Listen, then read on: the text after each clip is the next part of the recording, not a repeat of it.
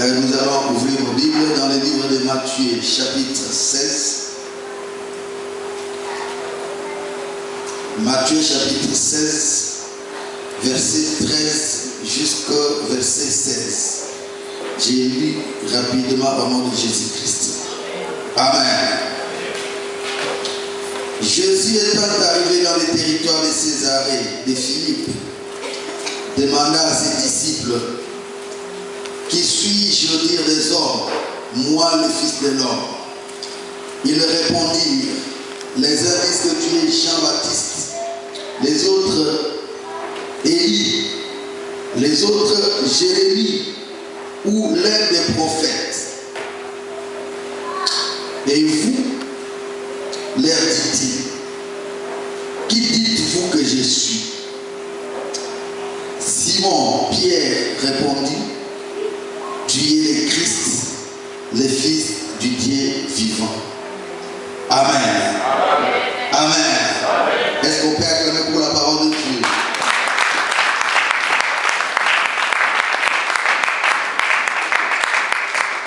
Bien-aimés dans le Seigneur, le message de ce matin, nous l'avons intitulé: qui dites-vous que je suis? Ou qui dit-on que je suis? Alléluia. Qui dit-on que je suis? Bien-aimé, ici c'est Christ lui-même, notre Seigneur, le roi des rois. Alléluia. Qui a posé la question à propos de lui-même, à propos de sa vie. Il voulait savoir l'impression que la population avait par rapport à lui. Alléluia. Ici, c'était après que Jésus ait fait des miracles. Il a fait des miracles. Il a fait des choses. Et ici, il venait même de reprocher aux pharisiens des choses qu'il faisait. Des choses pour lesquelles lui n'était pas d'accord. Donc, après sa marche, durant sa vie, à un certain moment, il s'est arrêté. Il dit: c'est bien, j'ai fait des choses. J'ai fait des miracles. Il y a la foule qui vient, qui mange. Il avait multiplié les pains. Il y avait beaucoup de gens qui venaient à sa suite. Certainement pouvaient se dire: oui, je sais que c'est des gens ici même. Alléluia. Mais là, malgré tout, il s'est arrêté. Il est rentré en lui. Il dit: non, je dois savoir ce que les gens disent de moi. Alléluia. Alléluia. Qu'est-ce que nous remarquons aujourd'hui? Beaucoup d'enfants de Dieu ne se préoccupent pas de leur marche. Alléluia. Beaucoup d'enfants de Dieu ne se préoccupent pas de leur marche. Beaucoup d'enfants de Dieu n'ont même pas besoin, ne veulent même pas savoir le témoignage qu'ils portent. Alléluia. Or, la Bible dit: un bon témoignage vaut mieux qu'un bon parfum. Alléluia. Bien-aimé, quel est le témoignage que tu portes? Quel est le témoignage que tu portes? Qu'est-ce que les gens disent de toi en tant qu'enfant de Dieu? Jésus, lui qui était notre Seigneur, qui est notre Dieu, que nous proclamons, il s'est arrêté. Il s'est arrêté un moment pour chercher à savoir ce que les gens disaient.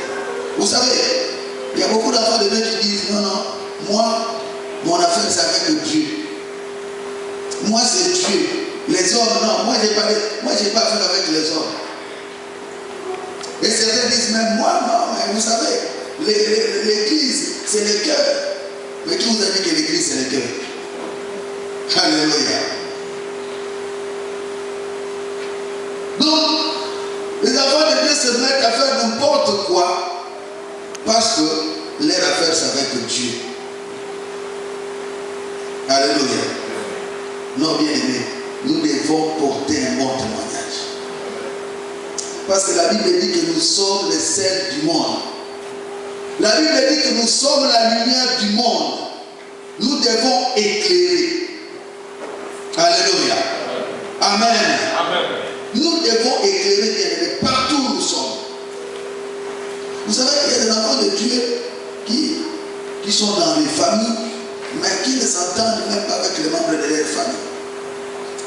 Et c'est lui d'ailleurs qui est le frère. Donc c'est lui qui met le trouble. C'est lui qui est au centre de tout, de tous les malentendus. Parce qu'il dit quoi? Non, il n'y a pas de rapport entre la lumière et les ténèbres. Or, c'est juste un mauvais témoignage, un mauvais comportement. Or, nous sommes les enfants de la paix. Alléluia. Bien aimé, tu dois être un enfant de la paix. Parce que quand Christ a posé la question, il voulait d'abord savoir ce que les autres, ce que les gens disaient de lui.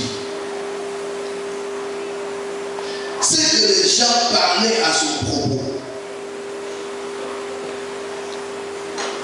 Et là, il y avait plusieurs réponses. Il y avait plusieurs réponses. Les uns disaient qu'il était Jean-Baptiste. Et les autres disent que non, vous êtes Élie. Et les autres disent que vous êtes l'un des prophètes. Alléluia. Bien aimé, si nous voyons les caractéristiques de ces trois hommes, vous verrez que c'est des personnes qui avaient un bon témoignage vis-à-vis de la population. Pour dire de Jésus qu'il est Jean-Baptiste. D'ailleurs, Jésus était contemporain de Jean-Baptiste. Ils ont vécu presque la même période. Jésus a vécu la mort de Jean-Baptiste. Parce que quand Jean était en prison, il a envoyé les disciples pour demander à Christ si c'était lui, le Christ qui devait venir. Donc ils ont vécu presque la même période. Et Jean avait rendu même témoignage de Jésus. Alléluia. Ils ont vécu la même période. Et à un certain moment, Christ lui-même aussi a rendu témoignage de Jean. Il a posé la question: qui êtes-vous allé voir au désert? Est-ce un roseau agité? Ou quelqu'un qui était riche, qui avait porté des beaux habits?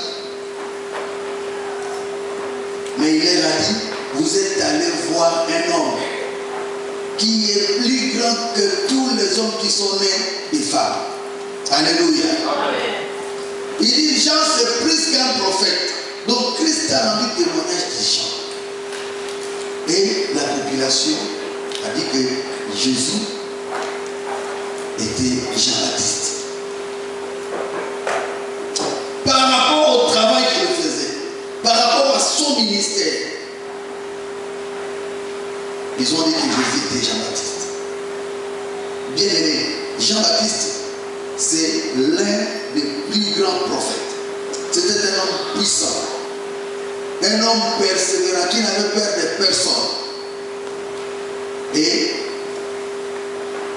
c'est ce que Dieu nous demande. C'est les caractéristiques que nous devons avoir en tant qu'enfants de Dieu.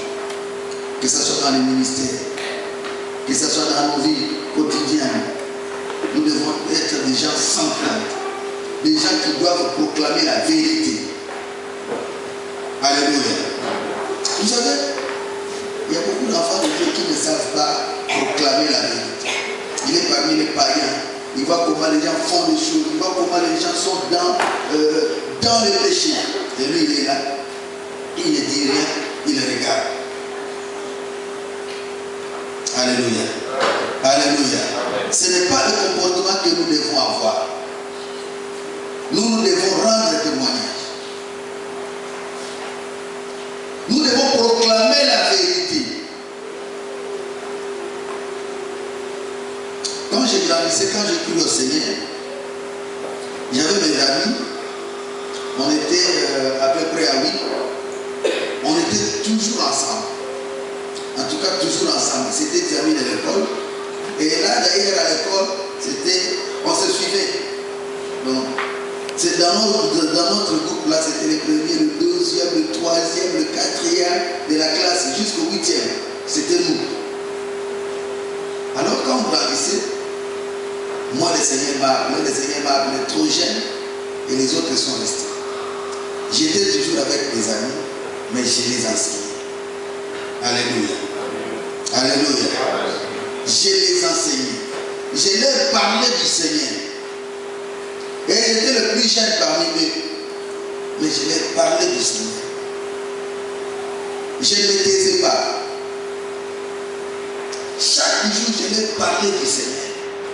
Et c'est d'ailleurs eux qui ont prophétisé les premiers en m'appelant pasteur. Alléluia. Alléluia. Amen. C'est eux qui ont prophétisé les premiers en m'appelant pasteur. Parce que, bien que temps avec eux, je ne faisais pas ce qu'eux faisaient, mais j'étais toujours avec eux et je leur parlais du Seigneur. Et aujourd'hui, il y en a ceux qui servent Dieu. Il y en a 2 qui sont déjà pasteurs aussi. Alléluia. Bien aimé, nous devons proclamer la vérité. Nous devons parler de la part de Dieu. Comme Jean n'avait peur de personne. Et la population a trouvé que les caractéristiques de Jean étaient en Christ. Donc Christ n'avait peur de personne. D'ailleurs, il venait de reprocher les pharisiens. Il avait dit hypocrite.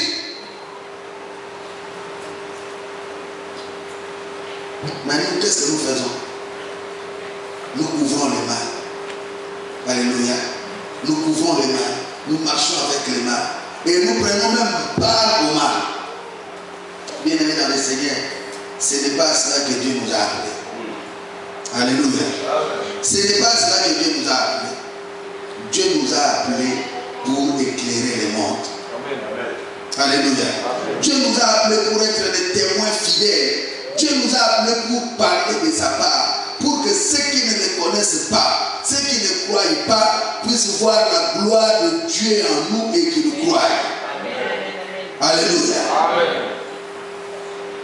Mais voilà comment est-ce que nous bannissons la gloire de Dieu.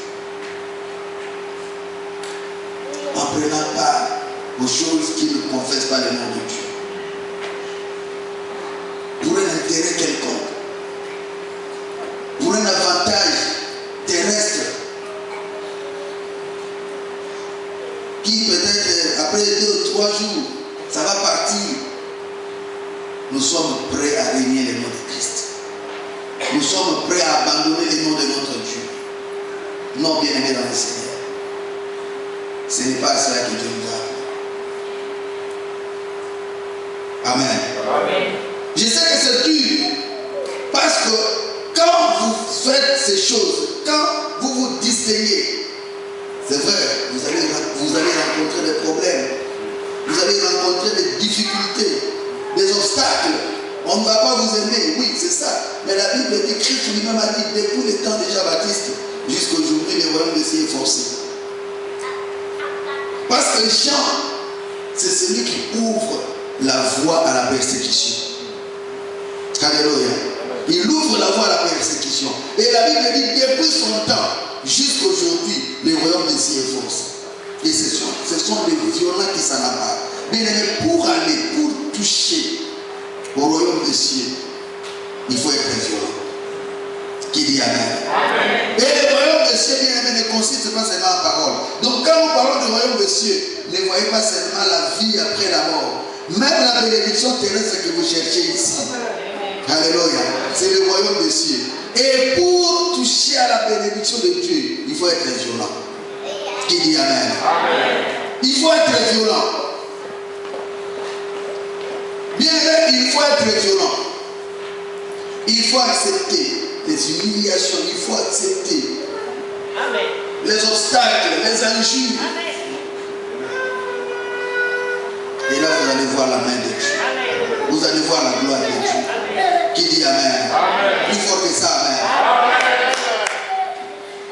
Bien, tu veux voir la gloire de Dieu dans ta vie. Il faut accepter de souffrir comme les gens. Amen. D'ailleurs, à un certain moment, Pierre s'est retourné. Il a regardé Christ, il dit, mais Seigneur, nous t'avons suivi. C'est bien, nous marchons avec toi, nous t'avons suivi, nous avons abandonné nos familles, nos maisons. Et depuis un certain moment, nous ne faisons que parcourir des villes. Mais c'est quoi? Ça, c'est quelle vie? Alléluia. Il dit, mais c'est quelle vie? Hein, on te suit comme ça. Nous avons tout abandonné. Moi, là, j'ai abandonné mon épouse. Et mes enfants, j'ai abandonné mes filets, mais je te suis. Mais c'est quoi? Mais Christ lui a dit, il n'est personne qui est abandonné à cause de moi et du royaume. Ses pères, ses frères, ses mères, ses enfants ne reçoivent sur ce siècle-ci. Alléluia. Bien aimé, le royaume des cieux commence ici. Mais il faut être violent. Alléluia. Il faut être violent. Il faut accepter de souffrir. Il faut accepter d'abandonner le péché. Il faut accepter d'abandonner le plaisir de ce monde. Alléluia. Nous, quand nous sommes allés au Seigneur, il y avait des gens qui se moquaient, qui disaient, mais vous, trop jeune comme ça, qu'est-ce que vous recherchez? Je me souviens, il y avait encore un de mes oncles qui me disait, mais toi, tu es trop jeune comme ça, qu'est-ce que tu cherches? Tu veux suivre ces gens-là? Ces gens-là sont des voleurs, ils cherchent l'argent, tout ça. Donc toi, tu veux les suivre. Je lui ai dit, mais toi, tu es mon oncle. Et tu sais que je suis jeune. Si j'ai besoin de quelque chose, je viendrai te demander. Tu vas me donner. Donc, je ne suis pas allé chercher quelque chose là-bas. Ce que je cherche, c'est la vie. Alléluia. Et la vie va m'apporter la bénédiction. Bien aimé dans le Seigneur, il faut avoir la vie de Jean-Baptiste. Il faut accepter. Il faut accepter que les gens te dénigrent, t'humilient à cause de Christ. Je dis à cause de Christ. Amen. Ce n'est pas à cause de tes mauvais actes, mais c'est à cause de Christ. Alléluia. Parce que si tu voles aujourd'hui, on t'arrête, on va t'humilier, n'est-ce pas? Là, ça ne sera pas à cause de Christ. Alléluia. Mais il faut accepter à cause de Christ.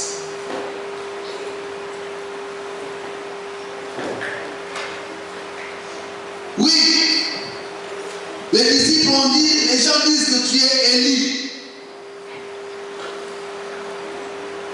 Élie, c'est même la préfiguration de Jean-Baptiste. Alléluia. Parce que quand Élie est parti, il y a eu des prophéties. On disait, le Seigneur disait que je vais vous envoyer un second Élie. Et quand Christ parlait de Jean-Baptiste, il a dit c'est lui, l'Élie qui devait venir. Et la caractéristique d'Élie, Élie, tout comme Jean, c'était des personnes qui étaient désintéressées par rapport aux choses de ce monde. C'était des personnes qui étaient désintéressées. Bien aimés, nous tous, nous avons besoin d'être bénis, mais nous ne devons pas nous accrocher aux choses matérielles de ce monde. Alléluia. Parce que c'est passager. C'est passager, bien aimé. Et la Bible dit que ce sont les païens qui s'accrochent. Nous ne pouvons pas nous accrocher. C'est bien, si Dieu nous bénit, c'est bien de les témoigner. Parce que ça démontre aussi la grandeur de notre Dieu. Parce que notre Dieu n'est pas un Dieu de pauvres. La Bible dit errer les pauvres en esprit. Ce n'est pas les pauvres matériels. Alléluia. Ce n'est pas les pauvres matériels, mais les pauvres en esprit. Mais si Dieu nous bénit, nous devons plutôt le glorifier. Mais nous ne devons pas nous accrocher aux choses de ce monde. La Bible dit que Jean-Baptiste ne mangeait pas, ne buvait pas. C'est quelqu'un qui avait une vie vont être saints.